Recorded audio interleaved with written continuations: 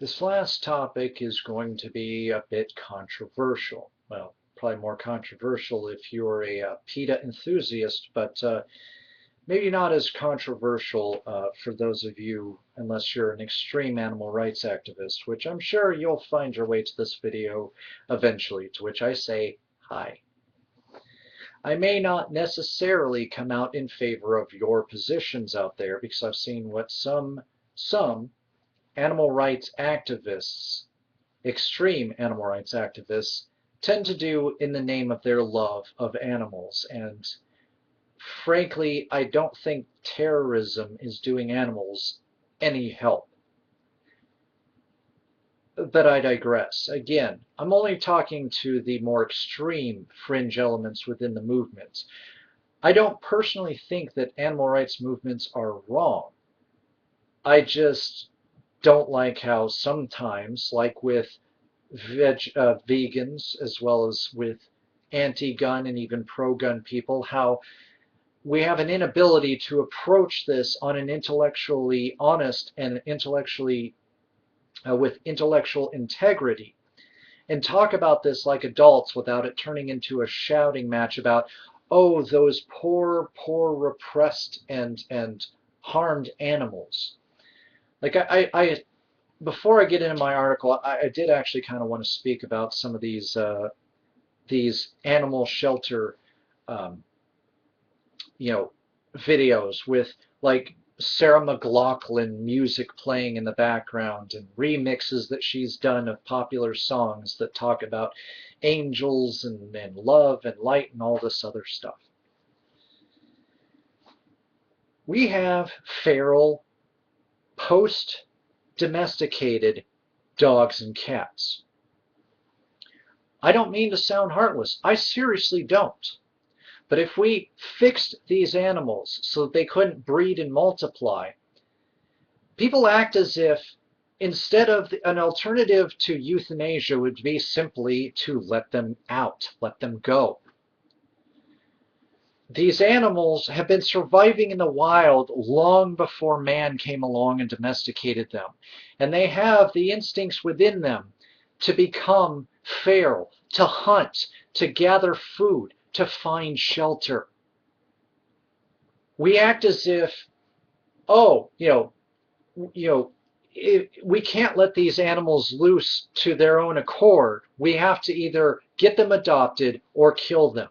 Because to do the alternative and taking these what are essentially still wild animals and putting them out in the wild, no, that's cruel. But euthanizing them, oh, that's mercy. What the hell is wrong with you? Is this what PETA considers logic for all the animals that it kills while acting as if it is the emissary for animal rights? I don't get it. I seriously don't get it. Because I know for a fact that domesticated animals can survive in the wild. They can tap into those instincts and become non-domesticated animals and can survive. Part of how I know is the cats that we have are shelter cats. The main cat we got, his name is Silas. He was hit by a truck, which is terrible. But his fate ended up landing him into a shelter where he eventually got adopted by us, and he's being taken care of. Though he does at times still exhibit some of his wild nature because he was originally a feral cat. Thankfully, he didn't have rabies or anything because he can scratch and bite, but I digress. He survived to adulthood on his own, with no owners, no masters, no human intervention. So don't act as if there's either they get a home or death. Fix them so they can't overpopulate and overbreed, and let them loose. How is that cruel to let them return to nature, the very thing that some of you animal rights activists talk about? In fact, some of you even have problems with pet ownership because that's denoting that the pets are somehow slaves. And oh God, I hate this position. There's no logic to it. Everything, you're like the Spike Lees of animal activism. Everything is an affront against nature and animals, and man is the thing that needs to go extinct. Except, oh wait, that's right, we need man to protect the animals because somehow these animals can't protect themselves. Because it's not like they were at one point, oh, I don't know, wild. Now that I've gotten that out of my chest, animal rights group pays Circus 9.3 million. ASPCA settles lawsuit with Ringling Brothers. Basically, I'm going to have to summarize because of the time I've got left. ASPCA paid an ex-Circus employee to take the stand. They got caught with their hand in the cookie jar. The court threw this witness out and basically ordered the ASPCA to pay Ringling Brothers, or Ringling Brothers parent company, $9.3 million for being a nuisance. Ringling Brothers is not just touting this as a major victory and rubbing it in everybody's face, which, by the way, I do believe is the wrong approach here. They're also suing them again for some of their legal costs, as well as many other animal rights activism places. Now, I don't agree with this necessarily. I agree with, if they had no other evidence other than this circus worker, who, let's face it, you shove enough money in most people's faces, they will say the most horrific things. I've seen soldiers go onto the witness stand and talk about Iraqis taking babies, making a game out of throwing live babies up in the air and seeing how many they can fit on a bayonetta. No, I'm not joking. Only problem is, these things didn't happen.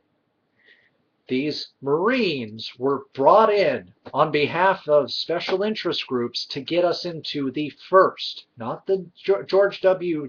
Jr., but the George W. Sr. Iraq War.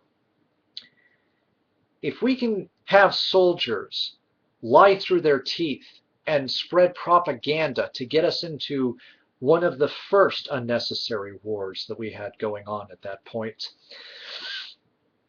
then what's to say that this lowly circus worker, who is an ex-circus worker, by the way, is being completely truthful? Now, I want to make this absolutely clear. If, and I'm saying if, I'm still going to catch flack for this, so I don't care, but if these animals are actually being abused, there is no excuse for this. And Ringling Brothers maybe shouldn't pay for it, but in terms of money, but should change. If you can't get people who care about the animals enough, if you can't, surely you can pay somebody who cares about these animals and isn't going to harm them for whatever purposes or neglect them or do whatever the ASPCA says was happening. But if you don't have anything more than, but these are majestic creatures, they shouldn't be used for people's amusement, they shouldn't be made to do tricks for man. Oh, so you'd rather they were out in the wild where they're being hunted in obscene amount of numbers for the ivory in their tusks. Not even oftentimes for the rest of the animal. The rest of the animal is left to rot and die, which is disgusting enough as it is, and I'm with you on that. They're in a protected place and may or may not be cared for by people who are making sure that they're well fed, that they're clean, that they're taken care of, that everything for them is taken care of. But no, because you disagree that they also perform tricks to get the money to afford their care and upkeep. I'm not with you on that. I've had conversations with people about Shamu and SeaWorld because of some trainers that got eaten. Well, not eaten, but they got horribly, horribly bitten by one of the killer whales, and how this is all cruel and unusual treatment of the animals, and it must be some sort of doing of man, because Animals could never just attack. No, there must be a reason for it. Can you understand how intellectually dishonest this conversation has devolved into? I do not want animals abused. I want to make that absolutely clear from the onset, but this is the same thing like with talking about how to fix the rape culture. Whose definition of rape do we go by? Whose definition of abuse do we go by? Because even a well-treated, completely cared for animal is considered having cruel and unusual conditions if they must perform a trick in order to keep their housing development or stuff. There's people who hate zoos. I'm sorry. As long as those animals are fed and cared for in their pens, seeing my son connecting to nature in a way where he's not going to have to run for his life from a tiger, for instance, to see him start to really care and connect with these animals, to see him evolve into somebody who maybe had a passive interest in animals, now has a big interest in animals. An interest, by the way, that is in line with a lot of your interests, that he wants them preserved, he wants them cared for. I wouldn't trade that for anything in the world. And don't give me this, we'll fly to Africa and do a safari. These majestic creatures don't belong in these pens. Never mind the preservation that these zoos do. Oh, no, no. They're all evil. Anything that deals with man's hand with animals is evil. And I'm sick of it. I'm absolutely sick to death of this. Because you start off very reasonable and then you go off into the deep end until you're arguing pleas for argument. Gosh, you're making pleas for emotion instead of an actual argument. Oh, but these animals this, but these animals that. How would you like it if you were this? How would you like it if you were that? Well, I'm not. And again, I'm not saying it's right when animals are tortured, when animals are purposely hurt. But you're the same people who ignore all of the regulations that researchers have to go through when they absolutely have to do animal testing. You ignore all of the hoops that these researchers have to jump through because you can't see past the fact that an animal might be harmed to help man. Because, man is evil. Man is the answer to all of evils. Man should be wiped off the earth. So you want me to care about your animals, but you don't want to care about me one iota. You don't give a crap about me. How can you not see this is a two-way street?